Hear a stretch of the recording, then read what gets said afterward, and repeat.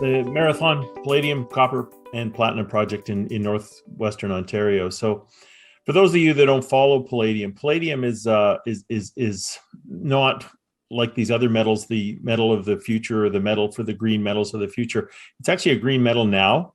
Its use is almost entirely in catalytic converters in cars.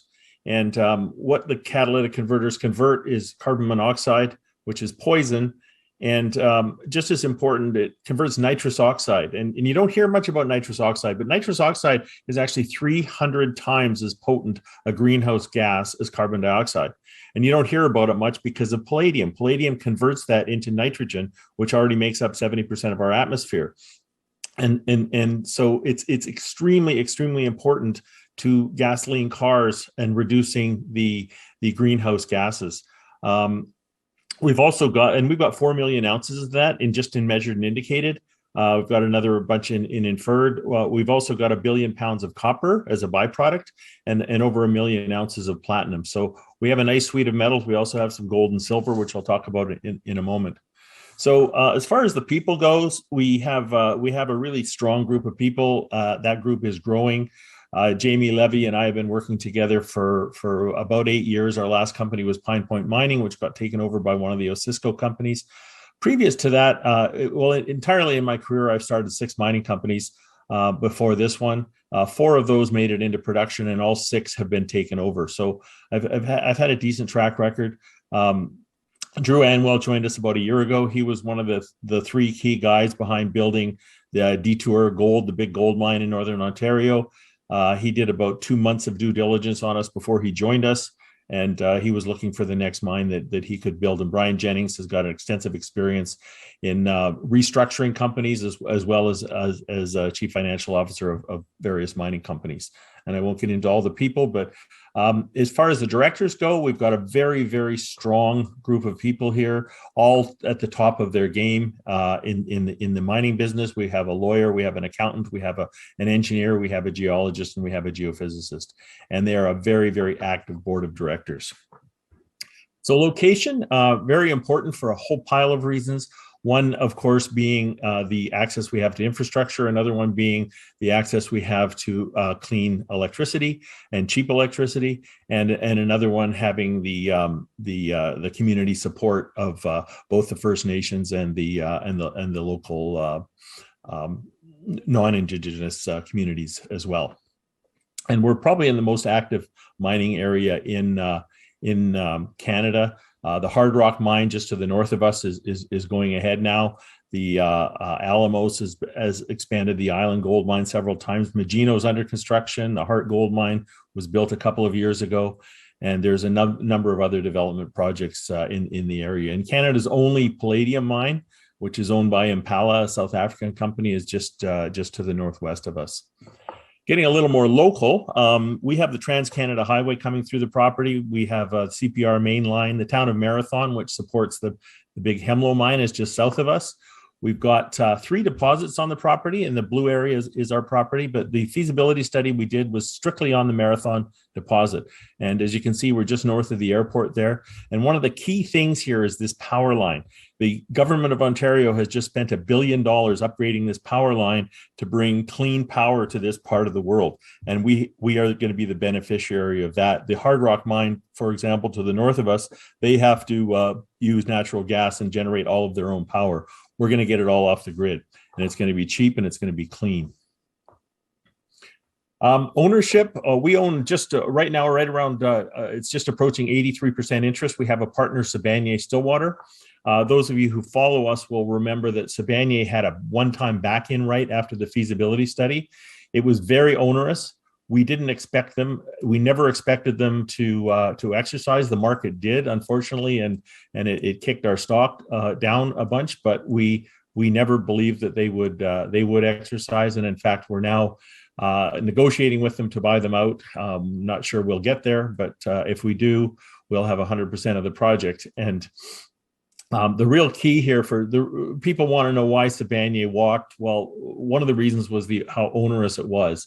They would have had to spend more than $250 million to buy into this, just as their initial down payment to buy into this project. It didn't make economic sense.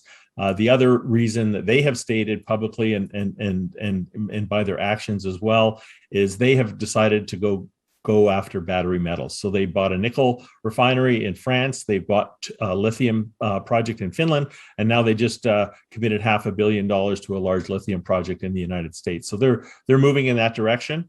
It's kind of odd for a precious metal company, but that's where they're going, and I wish them well. They have been a good partner, but we're going our separate ways now. So we did a feasibility study that came out in March. It was done by the top tier engineering firms, G Mining and Ausenco. Showed a 13-year mine life with about 245,000 ounces of palladium equivalent a year. And the upfront capex is $665 million, and we can produce the palladium for just over $800 an ounce. The base case at 1725 palladium, IRR is 30%.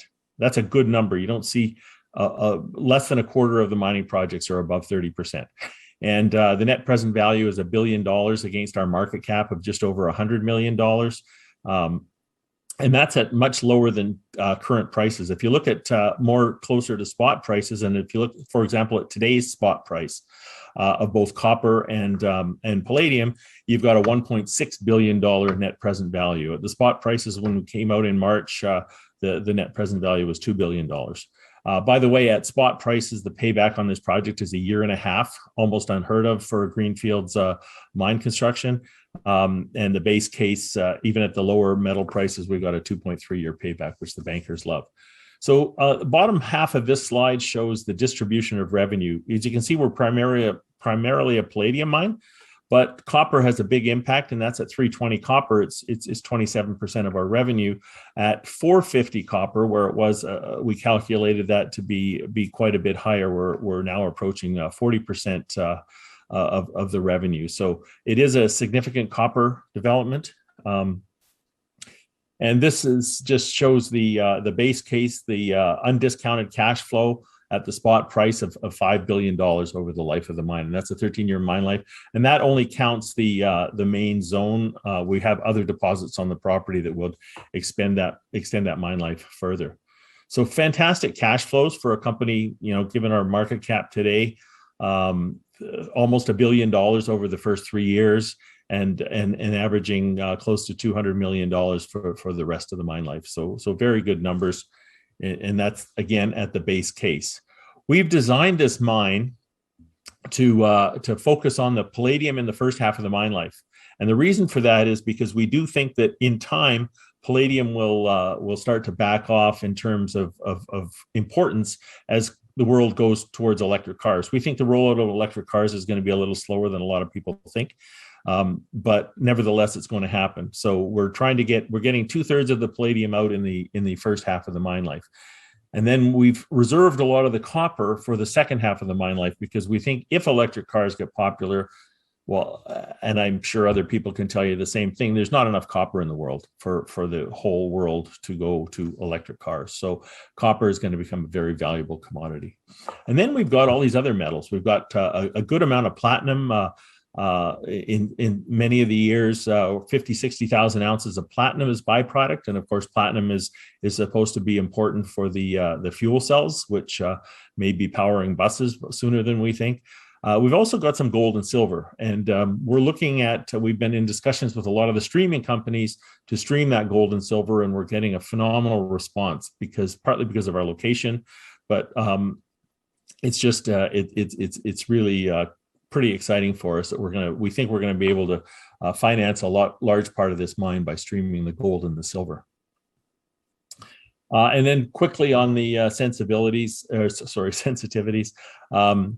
If you look at current palladium price is just over $2,000 an ounce. That adds $300 million to our market cap. If you look at current copper prices, it adds almost $300 million to our not our market cap, our net present value.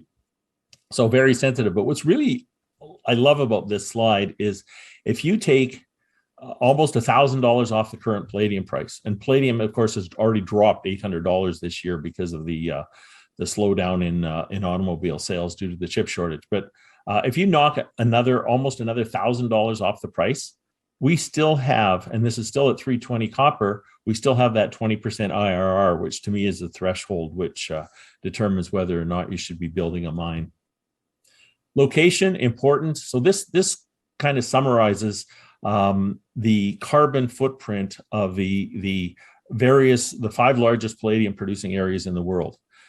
3 of those rely almost exclusively on coal. It's not really that great for our environment to use coal to produce electricity, to produce green metals, or for that matter, electricity for electric cars. Ontario is 96% carbon free. Only 4% comes from carbon, and most of that is in the GTA with gas plants that come on during peak times, not up where we are. So almost virtually a carbon-free area. And we are looking at we don't have our carbon footprint figured out right now because we are looking at using electric assist trucks to lower our carbon footprint even further, and also even electric shovels in the pit. So we're doing all those cost trade-offs. We're negotiating with Ontario Hydro to figure out what our exact electricity cost is going to be, et cetera. And here's the palladium story. Again, palladium is in shortage. It remains in shortage. It's gone into a little bit of a surplus right now because of the reduction in car manufacturing. But that car manufacturing, when the chips are available, is going to explode back, and so we expect the palladium demand to explode back as well. Just to put our mine in perspective, if you look at the largest precious metal mines in Canada, if we were in production today, we would be number 7, ahead of Rainy River, ahead of Hemlo, and if you did a gold equivalent on that, it would be just around 300,000 ounces a year. Yet we're trading at the very bottom end of the net present value of the development companies. And a lot of reasons for that. One is people think that Sibanye, since they walked away, this is not a good project. That's not the case. Number one, Sibanye is still a shareholder of ours and has not sold a share.